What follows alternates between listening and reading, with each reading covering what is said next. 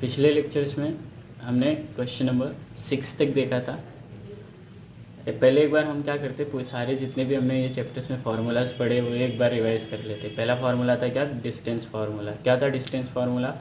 √x2 - x1 का whole square plus y2 - y1 का whole square. और दूसरा था सेक्शन फार्मूला। सेक्शन फार्मूला क्या था? m1x2 plus m2x1 upon m1 plus m2 comma m1y2 plus m2y1 upon m1 plus m2, यही था formula. उसके बाद हमने मिड पॉइंट फार्मूला देखा था, x1 plus x2 upon 2, y1 plus y2 upon 2। और एक और फार्मूला था जब हमको डिस्टेंस कहाँ से कैलकुलेट करना होता है, ओरिजिन से, तो उसका फार्मूला होगा √x2 का होल स्क्वायर प्लस y2 का whole square.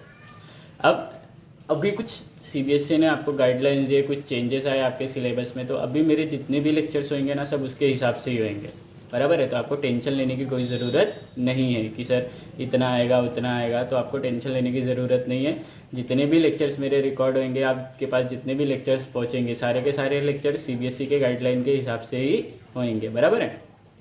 Question number 7, question number 7 क्या बोल रहा है? Find the coordinates of a point A. Point A के कोऑर्डिनेट्स फाइंड करेंगे। Where A B is the diameter of a circle. A B क्या है? Circle का डायामीटर है। तो diameter is the longest chord of a circle which passes from centre of a circle, बराबर है। तो ए बी क्या है? डायामीटर। ए के कोऑर्डिनेट्स हमको फाइंड करने, मतलब एक्स और वाई फाइंड करना है। उसके बाद is a diameter of a circle whose centre is, कितना बोला है? सेंटर बोला है 2, -3 एंड बी कितना बोला है? 1, 4। अब आपको पता है कि जो सेंटर होता है सर्कल का सेंटर, वो डायमीटर का क्या होता है? मिड पॉइंट होता है ना। डायमीटर का क्या होता है? Mid point. तो अगर ये एक्स और वाई है आपका, समझो ये x1 y1 है आपका, x1 y1, ये आपका xy है और ये x2 y2 है, तो इसका सॉल्यूशन क्या आएगा आपके पास? अब देखो इसका सॉल्यूशन कैसे आएगा हमको, बराबर है। अब ए बी क्या है? डायामीटर। तो ये जो पॉइंट है इसको अगर हम सी ले लेते तो सी क्या हो जाएगा? मिड पॉइंट हो जाएगा। मतलब ये मिड पॉइंट है ना। सी क्या है? Mid point. तो मिड पॉइंट फार्मूले से हमको सी मिला होएगा, बराबर है ना। तो क्या उससे हमको ए भी मिल सकता है? तो देखो कैसे आएगा, तो by mid point formula,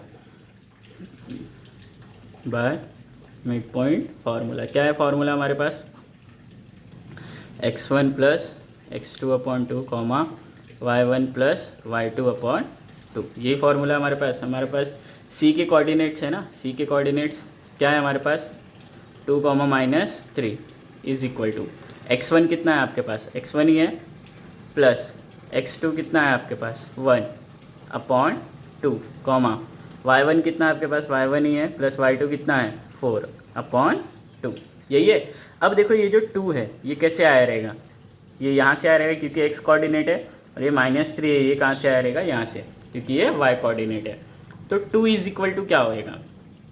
x1 plus 1 upon 2, बराबर है। और जो आपका -3 है वो कैसे मिला रहेगा? y1 plus 4 upon 2। तो 2 इधर आया तो कितना हो गया? 4 is equal to x1 plus 1, और ये -6 is equal to y1 plus 4। 2 3 सा कितना होगा? 6, बराबर है। अब इसको इधर लो तो 4 - 1 इज इक्वल टू x1। तो x1 आपको कितना मिला? 3। x1 कितना मिला? 3। और y1 इज इक्वल टू क्या हो जाएगा? -6 - 4। तो y1 इज इक्वल टू कितना मिल गया आपको? -10। तो कोऑर्डिनेट ऑफ ए, यही चाहिए था ना अपने को। तो कोऑर्डिनेट ऑफ ए क्या हो जाएगा? 3, -10। आया समझ में? हमको ये समझ में आया कि हमने मिड पॉइंट फार्मूला क्यों लगाया, क्योंकि सी अपने को दिया था, और सी क्या है? सर्कल का सेंटर है। अगर सी सर्कल का सेंटर है मतलब सेंटर क्या होता है? डायमीटर का मिड पॉइंट होता है, बराबर है ना। चलो next question number 8। Question number 8 क्या बोल रहा है? If A and B are -2, -2 and 2, -4 respectively, मतलब ए कितना है? इतना, और बी इतना है, ठीक। चलो तो एक डायग्राम के थ्रू देखते हैं। ए आपका -2, -2, और बी कितना है आपका? 2, -4। Find the coordinates of point P such that AP is equal to 3/7।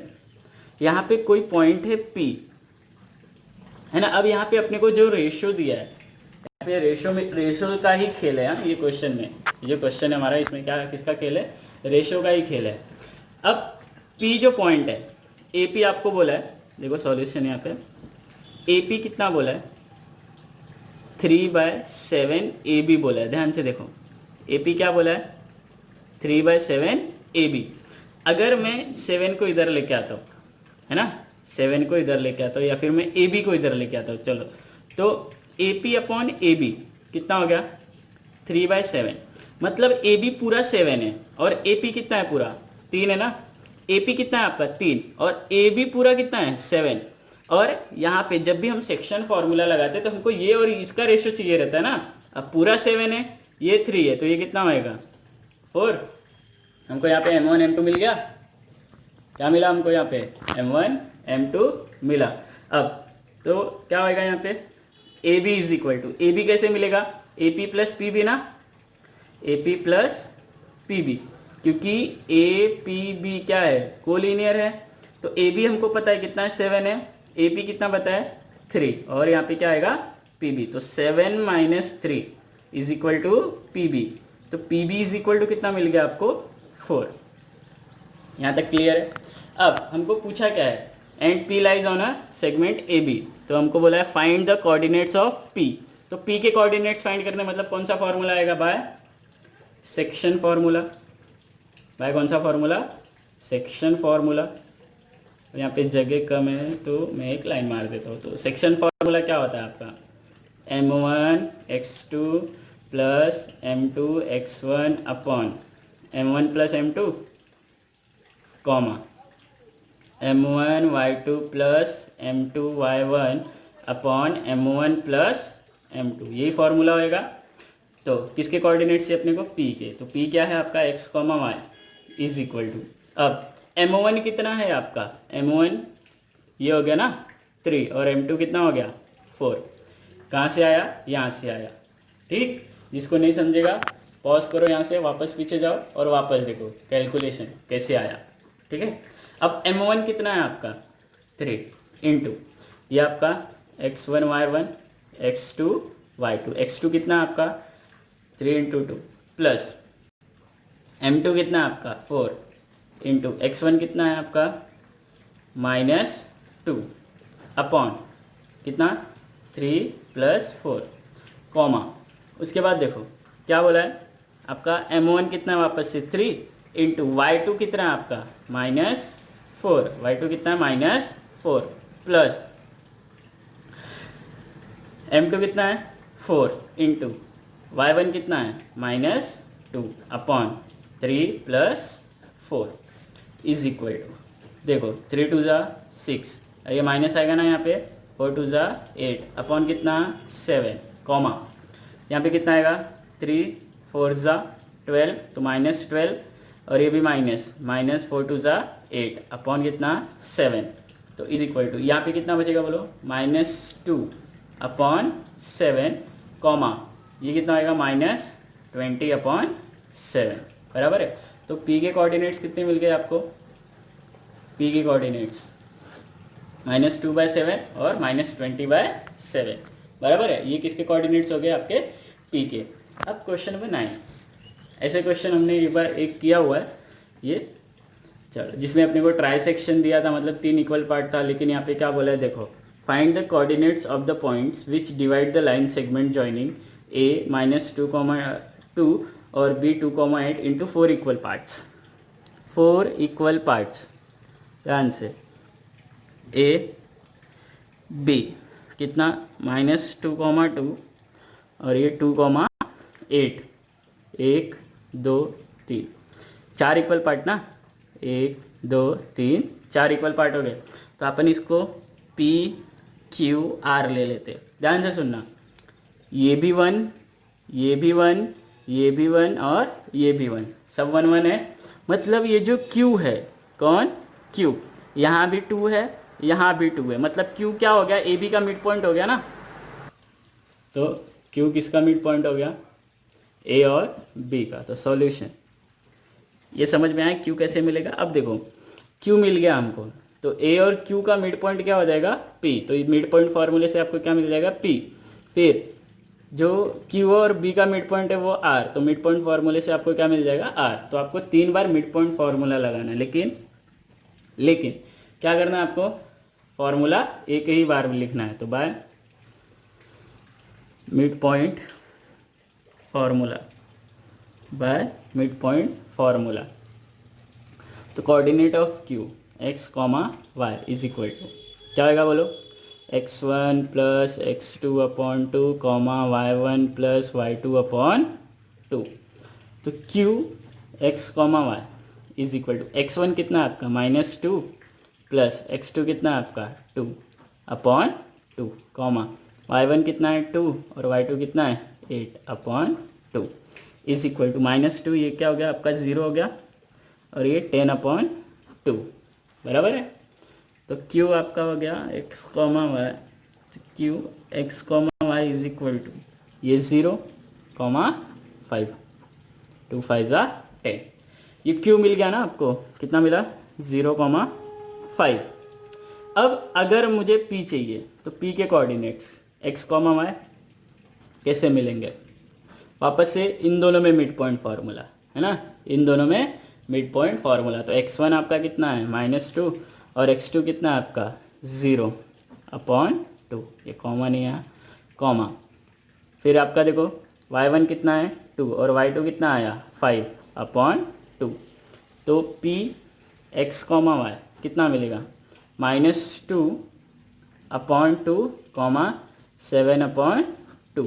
तो p आपका x कॉमा वाई -2/2 कितना होगा -1 और ये 7/2। तो ये आपका p x comma Y is equal to -1 comma 7/2, ये हो गया। अब नेक्स्ट है जो आपका r x कॉमा वाई। अब r जो है ध्यान से देखो, r जो है आपका ये किसका मिड पॉइंट है, इसका और इसका मिड पॉइंट है ना, q और b का मिड पॉइंट है, ये x1 ये x2 ये y1 और ये y2 बराबर है। तो ये कितना हो गया 0 + 2 अपॉन 2, कितना होगा ये 0 + 2 अपॉन 2 कॉमा y1 कितना आपका 5 + 8, तो 5 + 8 अपॉन 2। तो ये कितना होगा 2/2 कॉमा 13/2, तो ये 1 कॉमा 13 अपॉन 2 हो जाएगा किसका r आपका x कॉमा वाई। समझ में आया, तीनों मिल गए ना। अपने को वही चाहिए था ना, find the coordinates of the points which divide the segment into 4 equal parts. तो ये 3 जो पॉइंट है ये क्या करेंगे 4 इक्वल पार्ट में डिवाइड करेंगे, तो आपको तीनों कोऑर्डिनेट मिल गए। अब आखिरी क्वेश्चन ये चैप्टर का, find the area of a rhombus. Area of rhombus, आपको एरिया ऑफ रोम्बस का फॉर्मूला याद होना चाहिए। उसके लिए आपको क्वेश्चन ने हिंट दिया था, टेक्स्ट बुक में दिया है, एग्जाम में नहीं आएगा। टेक्स्ट बुक में दिया है, एग्जाम में हिंट आपको नहीं आएगा। तो इसके लिए आपको ये फार्मूला याद होना चाहिए, half into diagonal 1 into diagonal 2। ये किसका फार्मूला है, एरिया ऑफ रोम्बस का। Find the area of rhombus if its vertices are, if its vertices are. ध्यान से देखो, रोम्बस आपको पता है quadrilateral having all sides equal, square मत बोलना, क्या आएगा वो रोम्बस। तो अपन इसको क्या कंसीडर करते हैं ABCD, कितना आएगा 3,0 4,5 -1,4 -2, -1, ये है। अब अपने को क्या चाहिए, एरिया क्या बोला है डायगनल 1 इंटू डायगनल 2। तो अपने को डायगनल का लेंथ चाहिए रहेगा ना, और लेंथ किसके इक्वल होता है डिस्टेंस के। तो हम क्या करेंगे इसमें ना डिस्टेंस फार्मूला लगाएंगे। क्या कौन सा फार्मूला लगाएंगे, डिस्टेंस फार्मूला। तो हम AC और BD कैलकुलेट करेंगे, फिर उसको हम कहाँ रखेंगे एरिया ऑफ रोम्बस के फार्मूले में, बराबर है ना। तो बाय कौन सा formula, distance formula, by distance formula. Distance formula क्या है हमारे पास, √x2 - x1 का whole square plus y2 - y1 का होल स्क्वायर। तो डिस्टेंस ऑफ क्या फाइंड करें, सबसे पहले AC ना, distance of AC is equal to √x2 कितना आपका -1, फिर -x1 3 का होल स्क्वायर प्लस y2 कितना आपका 4 माइनस 0 का whole square is equal to, बोलो -1 -3 कितना होगा, -4 का होल स्क्वायर प्लस 4 का होल स्क्वायर कितना आ रहा है 16 प्लस 16। इसको हम कैसे लिख सकते हैं, इसको हम कैसे लिख सकते हैं 16 इंटू 2 ना, क्योंकि 16 प्लस 16 कितना होगा 32। तो 32 को हम कैसे लिख सकते हैं 16 इंटू 2। अब देखो यहाँ पे जो 16 है ये क्या है, परफेक्ट स्क्वायर है, तो 4 क्या हो गया बाहर आ गया, अंदर क्या रह गया 2। तो डिस्टेंस ऑफ AC हमको कितना मिला 4√2। इसके बाद हमको किसका डिस्टेंस फाइंड करना है, distance of BD, distance of BD is equal to, formula लिखने की ज़रूरत नहीं है क्योंकि हमने फार्मूला लिख दिया है। ये आपका x2, तो x2 माइनस x1, तो -2 -4 का होल स्क्वायर प्लस -1 -5 का whole square, -1 y2 minus y1 is equal to, देखो तो -2 -4 कितना आएगा बोलो, -6 का होल स्क्वायर, और ये भी -6 का होल स्क्वायर कितना होएगा 36 प्लस 36, 36 प्लस 36। तो डिस्टेंस ऑफ BD इसको हम कैसे लिख सकते हैं, डिस्टेंस ऑफ BD क्या होएगा 36 दो बार है ना, तो 36 इंटू 2 ऐसा लिख सकते हैं हम लोग। तो डिस्टेंस ऑफ BD, इसमें देखो परफेक्ट स्क्वायर कौन है 36, तो 6 क्या आ गया बाहर, अंदर क्या रह गया √2। तो दोनों का डिस्टेंस मिल गया। अब हमारा मेन मकसद क्या था, हमको क्या फाइंड करना था, area of rhombus, area of rhombus ABCD। क्या फॉर्मूला होएगा, half into diagonal 1 into diagonal 2, मतलब half into AC into BD, half into AC into BD। तो हाफ AC कितना मिला आपको 4√2, 4√2 इंटू ये कितना मिला आपको 6√2।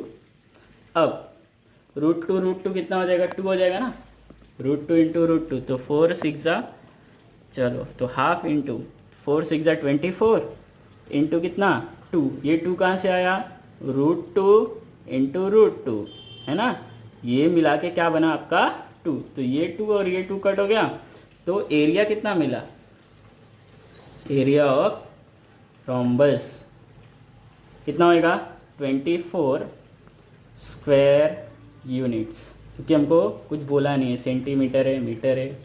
अब यहाँ पे ध्यान दो, हमारे पास जो 7.3 जो एक्सरसाइज है ना, 7.3 एक्सरसाइज एरिया ऑफ ट्रायंगल, ये नहीं आएगा एग्ज़ाम में, ये एग्ज़ाम में नहीं आएगा सर। एक और एक्सरसाइज है 7.4 है ना, उसके साथ लिखा हुआ है ऑप्शनल, क्या लिखा हुआ है ऑप्शनल लिखा हुआ है ये, और स्टार मार्क किया हुआ है। तो जब आप स्टार मार्क जाओगे ना यहाँ पे, तो यहाँ पे लिखा रहेगा कि एग्ज़ाम में नहीं आएगा, इसके क्वेश्चंस एग्ज़ाम में नहीं आएंगे। लेकिन यहाँ पे एक ध्यान देने वाली बात है, हमारे पास दो टाइप के स्टूडेंट है, बेसिक और स्टैंडर्ड, दो टाइप के स्टूडेंट है। तो जो बेसिक वाले हैं ऑप्शनल को इग्नोर करेंगे, क्या करेंगे इग्नोर करेंगे, बराबर है। बेसिक वाले ऑप्शनल एक्सरसाइज को इग्नोर करेंगे, लेकिन स्टैंडर्ड वाले उसको क्या करेंगे सॉल्व करेंगे। इसमें अभी हमने जो क्वेश्चंस किए ना उससे रिलेटेड ही क्वेश्चंस, इसको आप क्या करोगे सॉल्व करोगे। कोई डाउट होएगा तो पूछ सकते हो, बराबर है ना। कौन करेंगे स्टैंडर्ड वाले जो बच्चे, बेसिक वाले उसको इग्नोर करेंगे, ठीक। तो आज हमारा यहाँ पे ये जो हमारा 7th चैप्टर है ये ख़त्म हो गया, ठीक। कोई डाउट है तो आप पूछ सकते हो।